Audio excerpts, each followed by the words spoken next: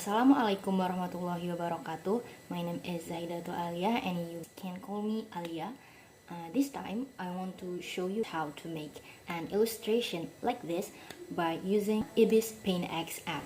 Before we start drawing, we need to create a canvas. I usually use a 1280 x 1280 px canvas with 300 dpi so the image doesn't pixelate. Don't forget to turn on the reference window so that we can insert the reference image that we want to use. The first step in sketching is to create a rough sketch of a figure, like the one I have done here.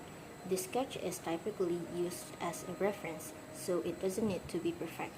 The most important thing is to focus on getting the placement of the eyes, nose, and the mouth.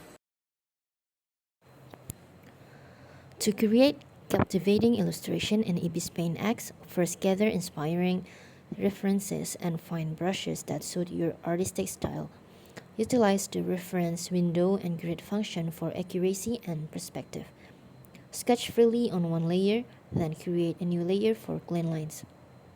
Embrace the power of layers to refine your lines with tools like the lasso and eraser.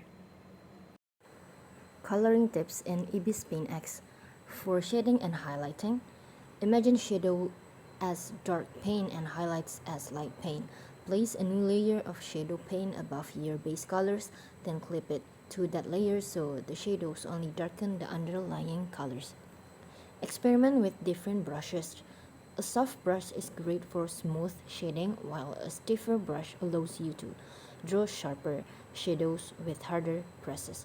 Use the eyedropper tool to copy colors from your reference image or your main colors for a cohesive look, remembering color tones for shadows and warmer for highlights. For blending and effects, there are various buttons that change how colors mix. Normal is like regular paint, but try multiply for shadows, overlay for highlights, or soft light for a softer shadow effect. There is even a button to make things glow. You can lock the lines of your drawing so you can change the color underneath without messing them up. This is handy for trying out different color schemes or adding filters. And additional tips, look online for color palettes used by other artists or choose your own favorite colors to use together. And there's a tool that lets you blend colors smoothly. This is great for backgrounds or round objects.